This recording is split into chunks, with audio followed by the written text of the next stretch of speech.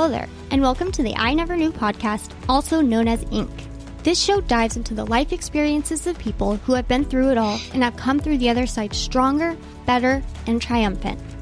Each story is raw, authentic, and, at times, heartbreaking. One thing joins it all together: the fact that the stories can help the listener learn and grow. Hosted by life coach Maureen, she sits down each episode with a new guest who will empower the listener to set out on their self-discovery journey and start to heal. Now you'll be joined by Maureen and her special guest. Please enjoy the show.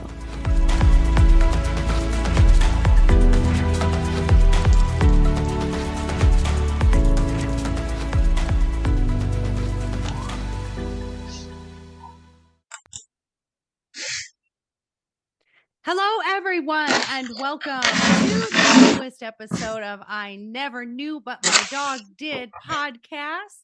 I am Maureen Scanlon, or Life Coach Maureen, your host. I'm so happy to have you all here. At the time of recording, it's a brand new year, and I'm so excited. My very first guest of the year is absolutely fabulous.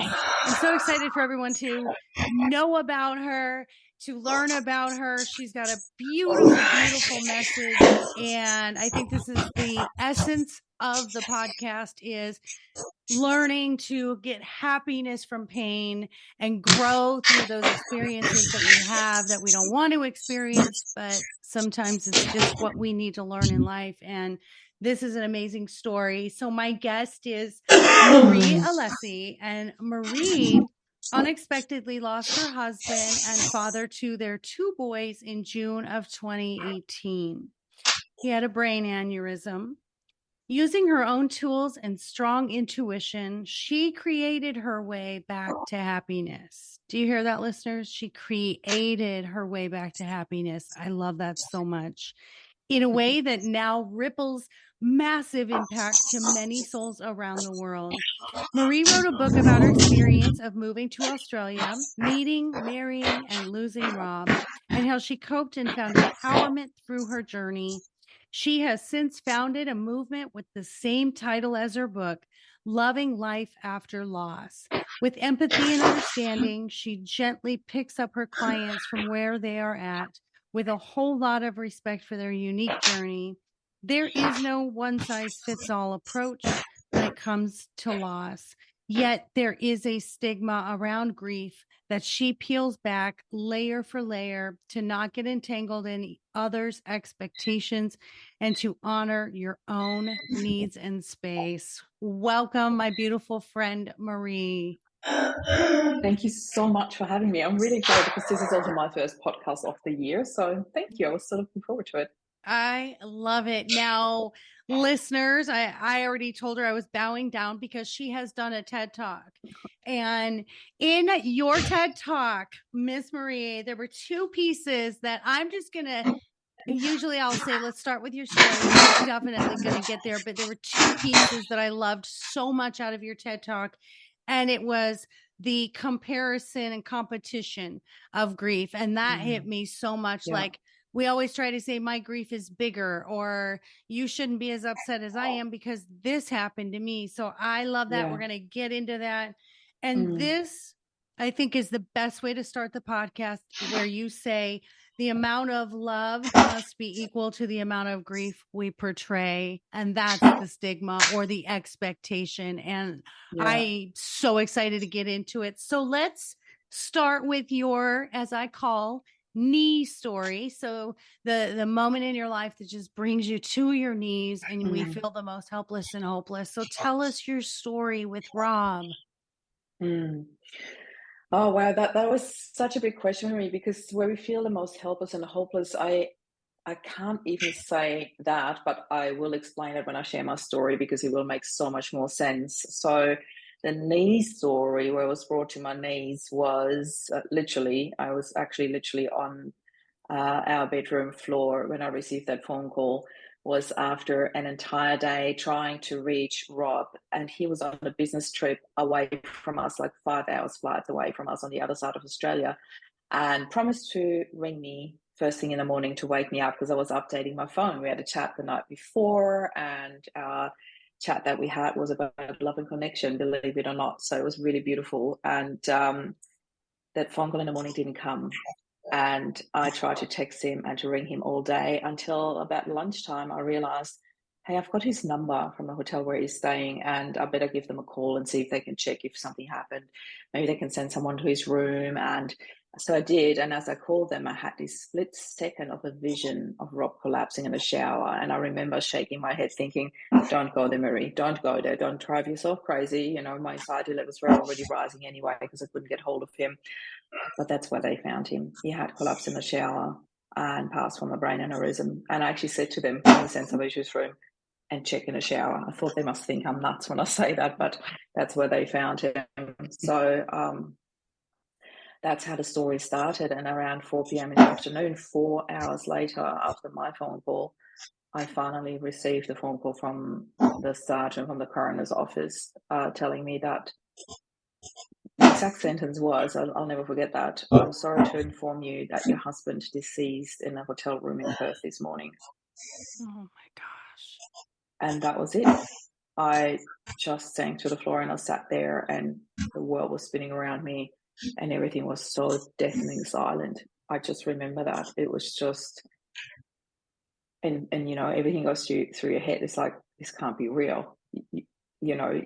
I expected that maybe an accident happened in his hospital, but not that, it was just very unexpected. I just didn't see that coming.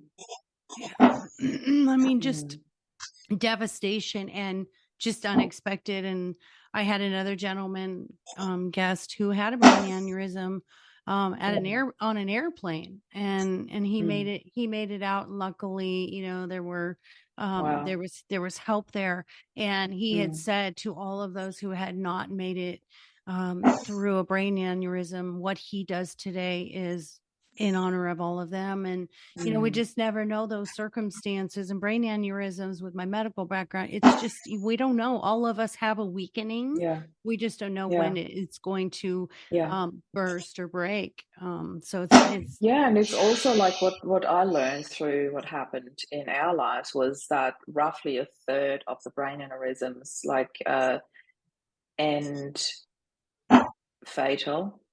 Another third end in a way that people literally end up, for the lack of better words, like a vegetable, like seriously completely just existing but not living. That sounds terrible, but I'm just using my husband's words because he always said I'd never want to end up like that. I do remember him saying that. And a third recovers. It's incredible, it so depends on, it's not just if there was help there or not, it also depends on where it bursts and if that's anyway, we don't want to go too technical here or too medical, but no, true. But I think it that's was instant. There was no help would have. And I love that you say that there's not always there's more than likely not a preventative measure, and it doesn't discriminate for age, which is interesting. So your life just, I can imagine it's like life as you knew it just stopped in that moment. And you had 2 young kids, and I imagine going through your head, what were you thinking of? Oh my gosh, how do we go on? How do I tell the boys? How do you tell your boys? I literally had 3 seconds to prepare for that, and that was the time it took me to walk downstairs. I knew I had to tell them first. I knew that's just a sort of honoring the position they have in my family. It sounds weird. I didn't think that through clearly in that moment. It was more on gut instinct that I knew I had to tell them. So when I walked downstairs, they were sitting on the couch and they were dressed in their martial arts uniform because they were ready for me to drive them to training. And I said, I just need to make one more phone call. I kept saying that all day. I need to make one more phone call. They had no idea that all day I was panicking already about why I couldn't hear from him. I could feel something was going on. We were so connected. But there is no sugarcoating a message like that. I had to say it straight out, and I had to tell them that their dad just passed away. It was shocking. It was really gut-wrenching and heartbreaking, and, crying and screaming. And, I just held them. I cried with them. I just needed to hold space for them in that moment. That's all I knew. And then something kicked in.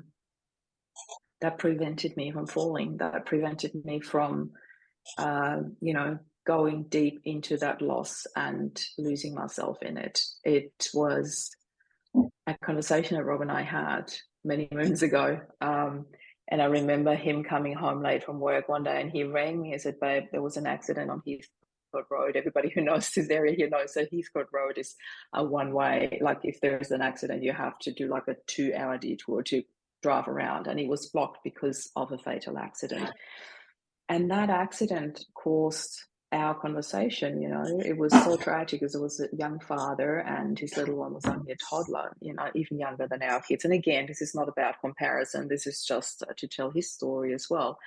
And it prompted us to have this conversation. What would you do if, the what if conversation, we had this chat. And we had a couple of them over the years, maybe 3 or 4, but they always ended in, if something was to happen to you, I would want you to create the happiest life possible for the boys and you. And we would say that to each other. And now I always tell that story with, love is simple. Love just wants you to be happy. Love doesn't want you to suffer or be stuck in grief or be stuck in sadness. And I, more than anyone, know how that it sounds so much easier than done. When you do receive these news, they are really shattering, don't get me wrong. But in that moment where I held the boys and they were crying and screaming, that kicked in. I want you to take the boys and create the happiest life possible. It just kicked in. And it became my North Star.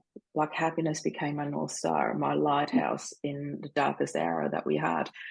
I had no idea how to get there, but I knew that's where I needed to go. So from there on in, every decision was just, what's the next step? What's the next step?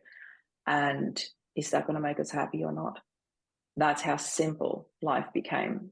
And it was not easy, absolutely not easy, but that's how simple life became. Just the next step, just the next step, just the next breath sometimes, And I also remember that night I drove to Rob's mum and dad because I did not want them to receive that phone call. I wanted to tell them in person. And the entire family came together at Rob's parents' place. And that night, his brother kindly gave up his room so myself and the boys could sleep in a room together. And I remember holding them both in my arms, and I had this feeling in my stomach as if somebody had poured acid right into it. That's how intense the grief was. And I had to breathe through that pain and through the tears, and I was sobbing. I was just laying there sobbing. When they were sleeping, I just waited till they slept and I just held them and I sobbed. And the next day I flew to Perth to identify his body. So there was this whole feeling it, yet also not allowing myself to fall too deep into it, because I don't know how I would have gotten out of this. I knew I had to stay on the surface, because if I drown, I can't save my boys. So that was the sort of more like a gut instinct reaction that I can now give words to. I didn't have those words or conscious thoughts at the time, if that makes sense. Yeah. It feels like you had a strength you didn't know you had at that moment. Yes. Like there was this line, this boundary where it's like, you can't go below this line. And what I really love about your story so much, Marie, is that you allowed feeling. A lot of us just when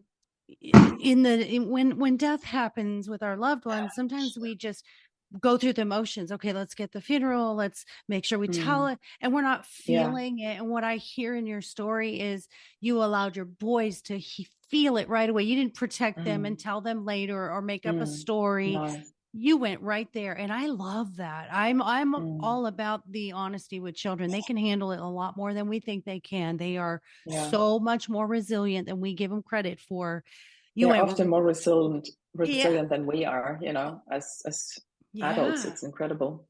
So I'm inspired by that you went through and you felt it. And then you go to the family and everybody, you got to feel to heal. And I know it sounds, it's painful to do that, but it's so much better than pushing it off till later. And I know, since your area of expertise is grief, so many people that do that. So how how do we help people at the very beginning stages where you were to not go past that line where it's too deep and we can't get out of it? Then we're in despair, and then we're, suicidal, or we're just, Yeah. really just in despair. How do you help people? There are a couple of things that it's almost like a first aid kit for grief, I would say. And I also want to just state my expertise is healing grief, not grief per se, but I Yeah. really make that little but very distinct difference because I'm not so sure if I really am an expert in grief, but I really feel that I have become an expert in healing it and helping people out of it. And one thing that is super, super important, and if you don't already have it, you really need to create this.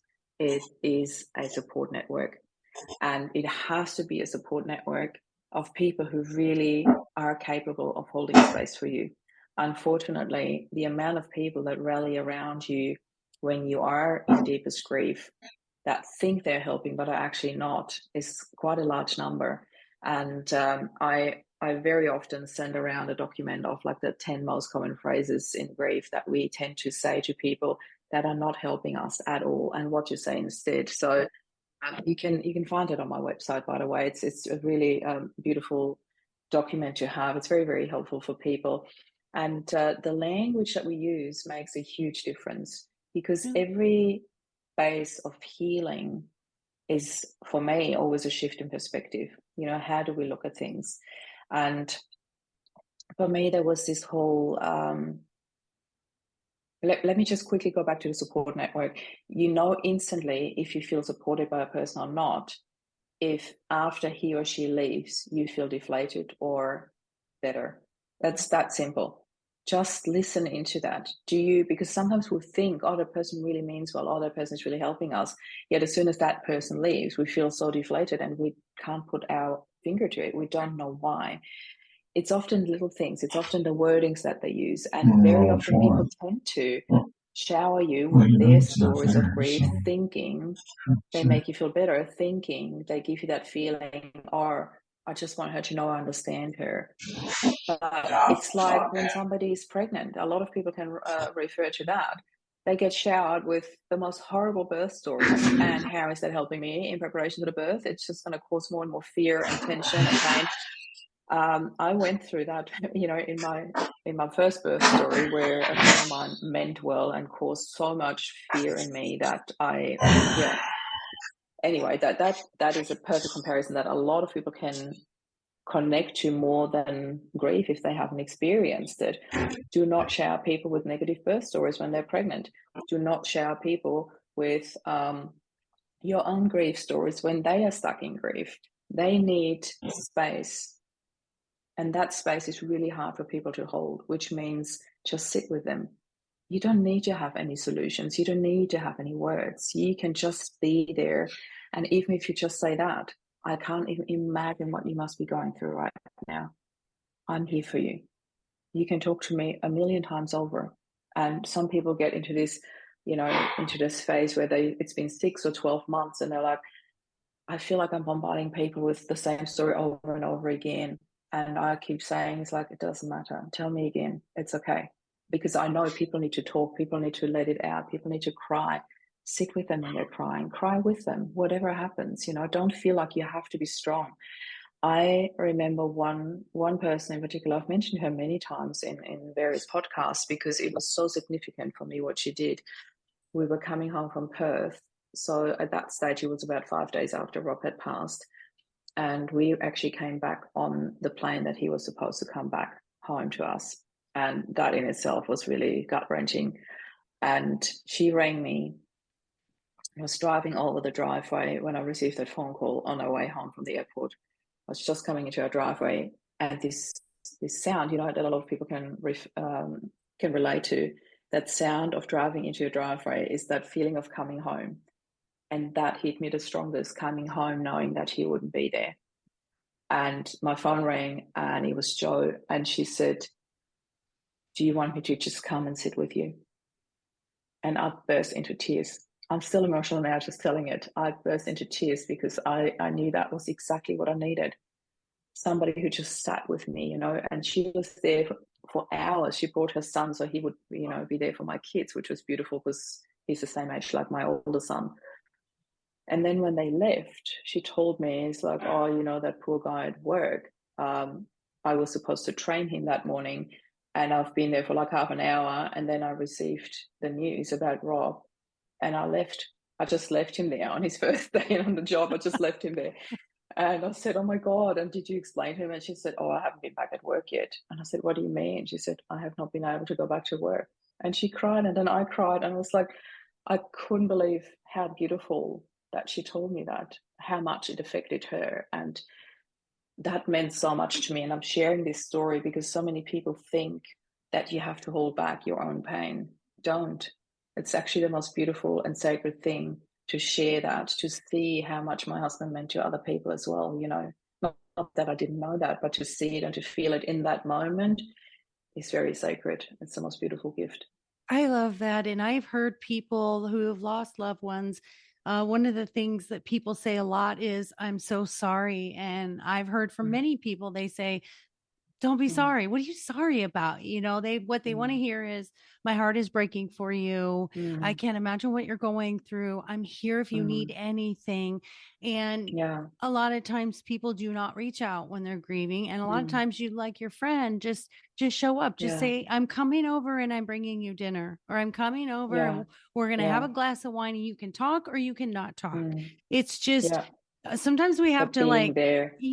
Without being too pushy. I mean, still be respectful. Like, do you need alone time? And if you don't, I would like to come over and do this, because I think, is this correct too? I just think losing a spouse to me is just, I can't put myself in your shoes, and I can't imagine, but the feeling, that void, I just lost my pet, my dog, and he's like a child to me, and I lost him a few days ago. And I know he's not Can just, I hug you? Thank you. He's not just a dog. He is what started me on my spiritual journey, and he's in my books, and that's what all my life coaching and my speaking is about. And he taught me, that's beautiful. He just taught me how to unconditionally love myself. That's why the podcast is I Never Knew But My Dog Did. But I think, so beautiful. Thank you. I think the thing is losing someone and that void. I think and it comes in waves. It's that you think you're okay, but are we ever okay? Or is it just, it's okay to be more sad some days and less sad other days? Is that, I remember feeling that void so badly at first, because Rob was so hands-on as a dad, as a husband, in the household, in everything. He did all the cooking. He was such a passionate, I always called him my own personal master chef, because his dad being Italian, his mom Mauritian, he grew up with food. He was so passionate about cooking that he took over. He took over the kitchen. I became the kitchen hand at best, if even, like he was just... So I felt that a lot. His whole presence in our family, was so large and so intense in the most beautiful way that we all felt that void that you're talking about. I have also learned in this journey. This journey has been so sacred and deeply spiritual for me. Going through that. I had an epiphany fairly early in our journey that this was all part of our soul contract. This is my belief. Rob and I had a soul contract, and this was all part of it. And this was probably all part of it for what I have then created. And I felt so guided by him on this entire journey. And I had many, many signs that really proved that for me. Not that I need any proof for the outside world, but for me, it was so beautiful to receive all these signs that he was really guiding me on the journey. He was with me on that entire journey. And at first, I used words like, people use these things like, there'll always be a hole in my heart. And I have changed that wording for me. I said, there'll always be a place in my heart for Rob. I don't like that idea of a hole in my heart, because then all the memories and everything would just fall through. So for me, that having a place in my heart for Rob is just so much more beautiful. And I would also not say anymore, I used to at the beginning, but I would also not say anymore to people, my heart is breaking for you, because who am I to judge whether their heart is breaking or not? I say things like, my heart goes out to you, because that can be extended with so much love, and I'm always sending love to people. I don't just say it, I do it when I say that, I'm sending you so much love, and I do that while I'm saying that, because I feel that's what people need. They need to be wrapped in love, and they need to have that space to find their own journey, how it makes sense to them or not. I have an interview series that's called Up Spiral Grief, and my very first interview was with a lady who's also a TEDx speaker, Jennifer Matthews. Amazing, amazing story. And her podcast, I hope I get the title right, was Death is Inevitable, Grief is Optional, something around those lines, Jennifer Matthews. And I loved that she was straight after her partner's passing in such a state of peace and love, because that was their spiritual journey together leading up to her partner's death. And I was so blown away that, I mean, I got there pretty fast, but she was there instantly. And I was like, wow, and I felt that was the most beautiful gift there is. And I can so understand that, unfortunately, how society sees grief, that there was a lot of judgment. How can you be so happy after your partner's passing, Well, because that's what he wanted for me. I'm doing exactly what he wished for me, and that's what I would have wanted for him too. And happiness is not always the deepest, purest happiness there is. It is often a fake it till you make it kind of story, till the outside world sees you so happy, and on the inside you're still healing and grieving and going through the motions. And all of that is okay. It's okay to grieve, it's okay to be happy. It's just, there's another saying that a lot of people use, it's okay not to be okay. And then a very dear friend of mine, who's also a moderator in my group, Christopher Krupa, he said to me, it's okay to be okay. And I was like, I love this so much. I love this so much. I have no words, because everybody goes, it's okay not to be okay. And every time I hear that now, I go like, yeah, and it's okay to be okay. Both is okay. It's just, I love it. Absolutely love it. Oh, I love that you say that, because it makes me think that there's a lot of guilt that comes with it. Like, I have to keep grieving this. And especially I would think around their family or your family. Like, if they don't see you sad, you must not care anymore. You must have forgotten them. And that's what, when you said it's okay to be okay, everyone wants you to be okay. But then there's this, is that part of the stigma that people have with grief, is like, when I'm around his family, I have to act like I'm still sad, kind of thing. Yeah. Sometimes it does feel like that, and it's also honoring their emotions and where they are at in their journey. And not everybody has got the same belief. I feel very blessed for the journey that I've been guided on. The whole shift in perspective to look at grief so differently, and to find that healing journey that I've been put on, that has been laid open in front of me so clearly that I could not overlook it, was such a gift. I so often talk about the hidden gifts in adversity. There are always gifts in every adversity, always, no matter how tragic, no matter how deep. And it just takes us to open our hearts and minds to finding them. And my take on that is always like, I really want you to find them and allow them in, because our loved ones paid a really high price for that. So I really want you to honor those gifts that came with that. I so agree with you. You and I are completely aligned on the contracts. I think there's living contracts that end, and I think there's physical contracts that end. And I just had a thought in my mind of I lost my train of thought. Oh, you have so much good information It'll that come back. it will come back. Oh, that was the other thing. I know why I lost my train of thought. By the way, I am a spirit guide medium. And as you were speaking, that's exactly why I went blank, is I kept hearing, that's my girl. That's my girl. So I just want to tell you that. Do you know, that just gave me goosebumps because that's exactly how Rob would always say it. That's my girl. There you go. That's exactly the words he would use. I'm like, oh, I love it. I have full body chills right now. And that's why I couldn't remember what I was about to say, because I kept getting interrupted as you were speaking with, that's my girl. That's my girl. So he's here with us. He is definitely here with us. That doesn't surprise me.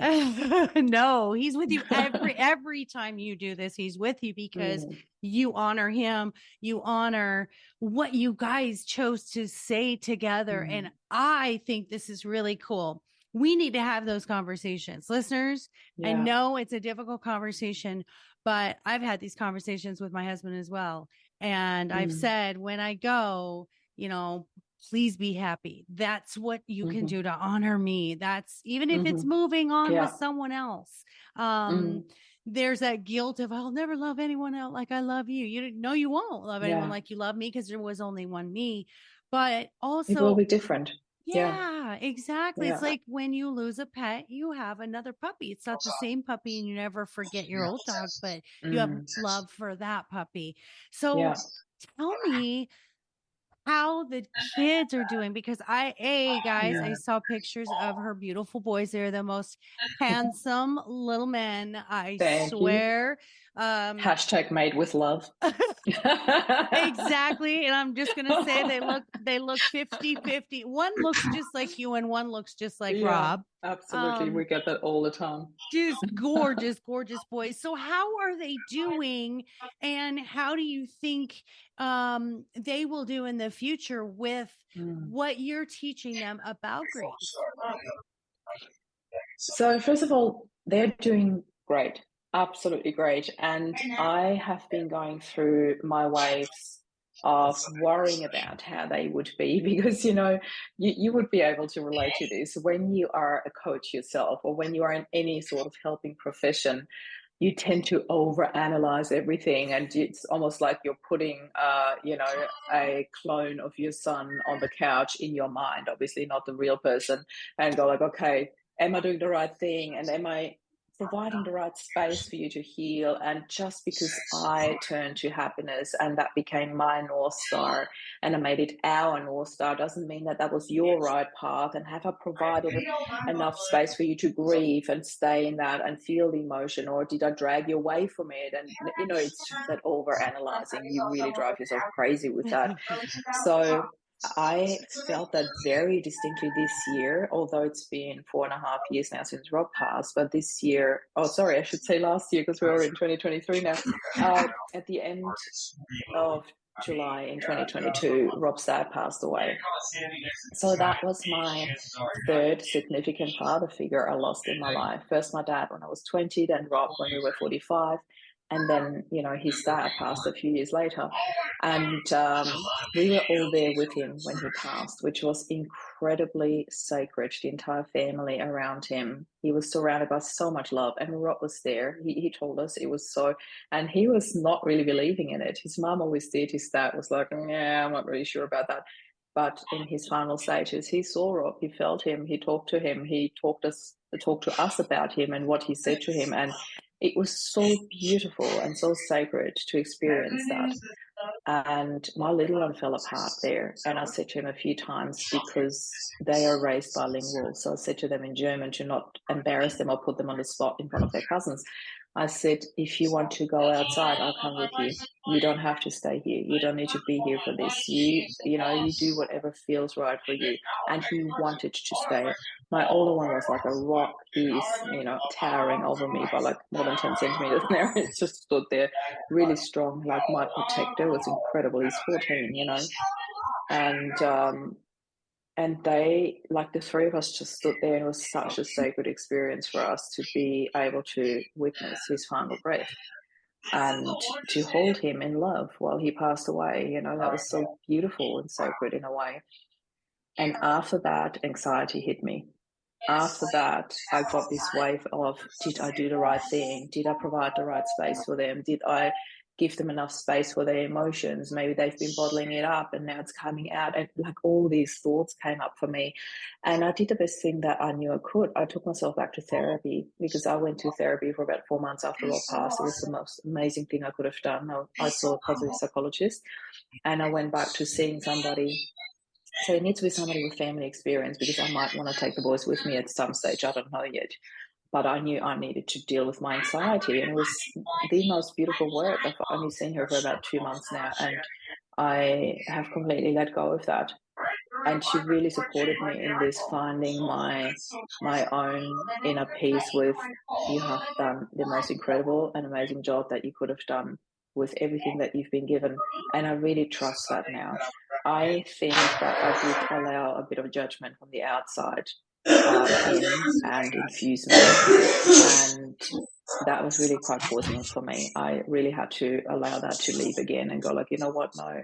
I look at them and they're so well-rounded. They're so chilled, and they had teenagers. They're just beautiful, you know. And I have got such a strong and deep connection with them. So with both of them, but so strong with both of them. Every time they come back, you're fine. Everyone says to me, "You've got the most polite and beautiful young men there. You've done a great job, Marie." I applaud every single time, because I'm like, I really need to hear this, because you know, when you are a sole parent, you don't have the other parent telling you, "You're doing a great job, babe." You know, you do need to hear that every now and then, or quite often actually. So when it comes, I'm like soaking it up, and you try to allow it in, but it's still, you know, when my anxiety hit me, I heard what they said. "You're doing a great job with the boys." But inside, my voice was going like, do I? You know, am I doing the best I can? Am I? So, yeah, in a nutshell, hard. Yeah. long-winded answer. They are doing great. You know, I just had to learn to see it. Yes, that's exactly it. And having more mercy on yourself, because you give mercy to everybody else, and then you're just judging yourself left and right. And whether you're a single parent through death or divorce, I can tell you my own experience was, I kept saying in my head, you know, I get the credit for their successes, but I get the blame for all their failures. And that was you know, that fear was like, it's all on me. And it took me a long time. It took me for them to get into their adulthood for me to finally just go, they are who they are. Their mistakes are their mistakes. Their successes are their successes. They are their own people. I just was there to guide them. Did I do the best I could? Absolutely. Yeah. That's the mercy and grace that, Thank you. That you have to, I tell all my, since I'm a relationship coach and I do family couple coaching, this is what I tell every parent, and every single parent has doubts about their abilities and how good they are. And I'd say this, there are no perfect parents, and there's two things your children want: your love and your time. If you're doing that, you're doing it right. That's all they need. Everything else is just schematics and logistics and riffraff and extra, right? Just give them love and time, and you can tell your boys how much they love you, how everyone, you know, is validating just they're so good. They're good kids. They're not rebelling. They're not out there breaking the law or doing drugs and alcohol to deal with their emotions. You allowed them to feel and heal and to have another healthy experience with death with your father-in-law. So I think you are the absolute expert on grief, but I think you are absolutely the uber expert on healing grief. So tell us, as we wrap up, we've got about 15 more minutes to go. Tell us how you got from that point. What are the things that you did? Because you talk about how really focusing on happiness, and what I hear is you are just mindful every day of focusing on the moments. And I think that's just, as my son would say to me, just take a bite, don't eat the whole hippo. You know, is that essentially what you have to do? Is just keep it small steps. And I deliberately always say one breath at a time, because breath is the one thing that is so incredibly important in the healing journey. That I so often talk about the power of one deep breath, just being that, it just so brings you back into the moment, into your body, into feeling. And it really helps, that one breath. And sometimes it is that one breath at a time, take another one. If you're still hurting, take another one. Spend time in nature. It's so important. Go out into nature. Hug a tree, like seriously hug a tree. Put your feet barefoot in the ground, in the snow if you must. It doesn't matter. Sit at the ocean if you're close to the ocean. Just spend time in nature. It's so important. So my journey, really in sort of bullet points, and how I got through this was, I already told you at the beginning how we flew to Perth to identify the body, come back, have the funeral. A week after the funeral, I had a nervous breakdown, because the one thing that I went into functional mode. I just went into, as I said, day by day, what needs to be done. It was like a tick list. And I think my brain needed that to hold on to something, because if I wouldn't have, then the pain would have overwhelmed me completely. It would have been way too strong. So I needed something to hold on to, which was my to-do list. So we had the funeral on a Wednesday, and on the Sunday, I had to walk my little one down the aisle for his first Holy Communion in the same week. And all eyes were on us, the whole town knew. And I had tears rolling down my cheeks, and I was trying to keep it together for Jed. And when we finally, because we were in the second last row, and I think they were trying to do us a favor to not be in the eyes of everyone, to put us at the back, but that gave me this long aisle to walk. I thought I'm going to collapse by the time I got there. It was so hard for me. And then we walked around and to the back, and I started bawling. Like, I literally just made it to the back. I got Rob's best mate, who was his guardian, to take him and sit with him, and I walked outside, and I just burst into tears. I just completely lost it. And then a week later, I had this nervous breakdown in my kitchen. It all started over me saying, I just need peace and quiet. I bursted out because the boys were fighting over brushing their teeth and who could rinse their teeth first. And I don't know, the little things. And I said that, and all of a sudden I realized what that did to my body and my mind when I said that out loud. And then I started saying it louder and louder and louder, and all of a sudden I was screaming it on top of my lungs. I just need peace and quiet. And I can't even remember the moment when I collapsed, but I found myself on the kitchen floor, whacking the kitchen cupboards and screaming that sentence over and over again. And it was such a relief. It was like a valve that opened, and all my pain came out in just that one sentence. I was craving peace and quiet so deeply.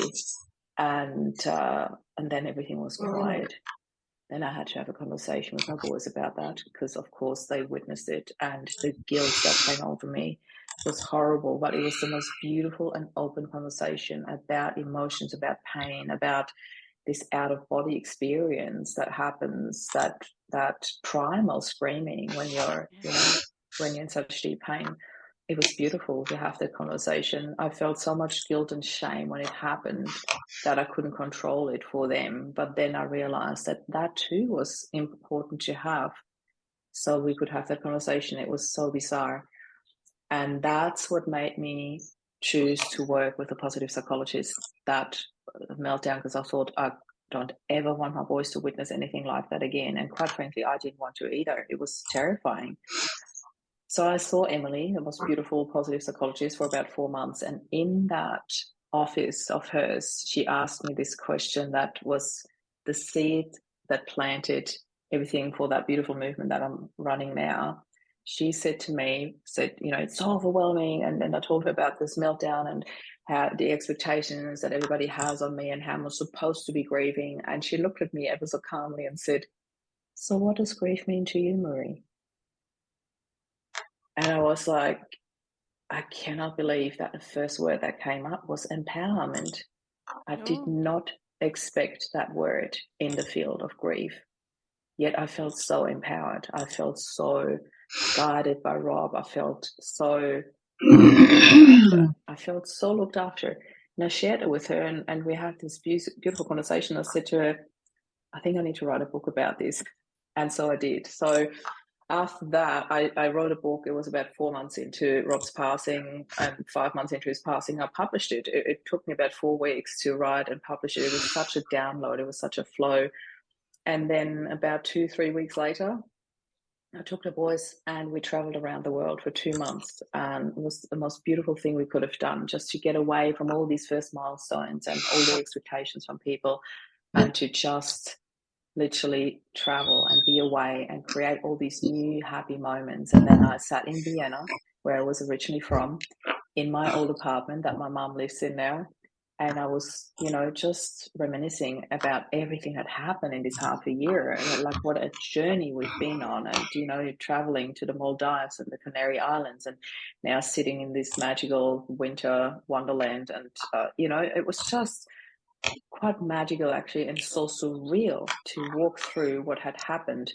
And that's when I had this epiphany that the book was so much more than just our story. I had to do something bigger with that, because the book, it not only became an Amazon #1 bestseller, but it also ranked in the top 100 of Australia. That was so unexpected for me. And that's when I realized I've got something the world needs, that is hope and healing and happiness, and let's spread that. So when I came back from traveling around the world, I opened the doors to the movement.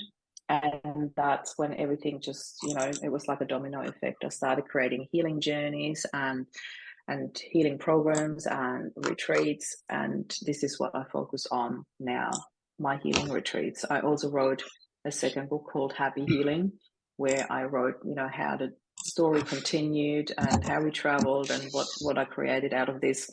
And then I did my TEDx talk that you mentioned, the redefining our image of a widow, because I just really felt like something needs to be said about that. And yeah, last year was crazy. We had, I think the third and fourth article in Mamma Mia, which is a beautiful magazine that everybody knows here in Australia. And then Channel 7 reached out to me and wanted to interview me, and then Channel 9 reached out to me and wanted to interview me, and that was all happening within a week. And I was like, wow, this year has been so crazy. And I know so many people said 2022 was just, not the best year. For me, it was the most incredible and intense year of growth and learning and opening up. It was the first year that I realized we've been spending 4 years talking and teaching about creating support networks and opening your heart to that and all of that, that it took me 4 years to actually start allowing it into my own heart. I've been building it, I've been creating it, and they've been surrounding me and holding me, but to really, truly 100% allow them in. Not even sure if I'm at 100% yet, but I'm at a high percentage now.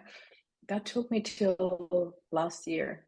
It was really a turning point for me, where I realized, wow, this is really a very different way of being open now and allowing such a beautiful, soft and powerful word in the world of grief.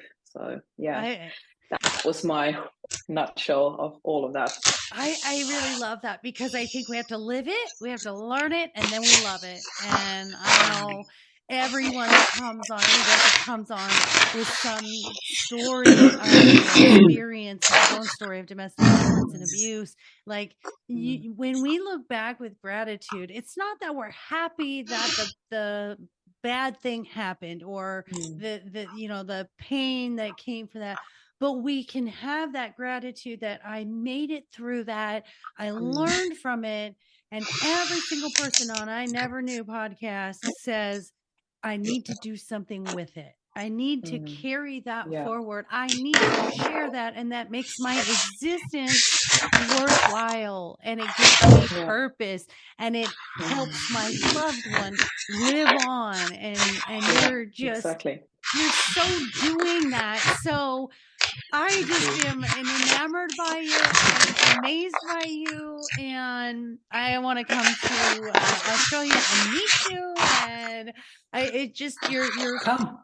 you are so fabulous. That's one of the places that I dream of going. So guys, here's all the places where you can find her. Of course, her books are on Amazon, right? Mm-hmm. Okay, they're Yes. Amazon bestsellers, and it's Loving Life After Loss and also Happy Healing. And then please check out her TED Talks. I just loved her TED Talks. And then I want you to reach out to her on her website at mariealessi.com. I'll have all of this in our podcast links for you, her Facebook page. And also, if you're looking for her interesting healing retreats, or you just want to reach out to her and just say, hey, I'm going through something. What is my first step? It's her passion. It's her ikigai, what she does, what her purpose is. And that's at mariealessi.com/healing-retreat. And again, I'll have all of this on the podcast links. And I want to know, as we wrap up, Miss Marie is fascinating, and I could talk to you forever. Tell me what it is you never knew that you know now. Oh my goodness. What is it that I never knew? I think it's really the strength that I had within, and also that there is another perspective to grief. It's that whole, I heard so many people say this, the amount of love needs to be portrayed in the amount of pain that you're in. I see the complete opposite, the amount of joy that I ooze into this world and the amount of healing that I enable and share with people. That to me is the equivalent of who Rob and I were together and what he taught me. You know, Rob was the one who taught me the concept about the two choices, and I'm so living that now, and I'm just filled with gratitude to the rafters. I cannot say it in any other words. Yeah, in the words of Rob, that's my girl. Keep doing Thanks, babe. keep doing what you're doing, because I feel him, and I feel that he sends you signs pretty often to let you know that he's around, and I think that's a big thing too. No matter what anyone's beliefs are, whether it's religious or otherwise, I believe there is a source, a higher power, and then we are all infinite beings, and we let our loved ones know that we are around, and all you have to do is be aware of the signs. You have to look for the signs, and wherever you're focused, you'll see them. They'll let you know that they are there. So thank you, my lovely Marie, for being a guest today. I'm just honored to be talking to you and being able to have all of this information given to the listeners. And I know there's so many people that are going to be touched by you, and it's really going to be helpful to them. So thank you for gracing me with an hour of your life that you'll never get back. Thank you so much. Namaste, my love. Namaste. Thank you so much for having me. Oh, absolutely. Okay, listeners. So if you are wanting to get help with any grief healing, go ahead and reach out to mariealessi.com. That's mariealessi.com. And if you're looking for some relationship, dating, coaching, self-confidence coaching, my address is lifecoachmaureen.com. And my books, My Dog is More Enlightened Than I Am, and My Dog is My Relationship Coach. And book number 2 is in the process of being written. So go get those books, and it'll help you with your love life and attracting the person that deserves you. So have an awesome day, listeners. Until we meet again on next episode, be well, be happy, and we'll see you later.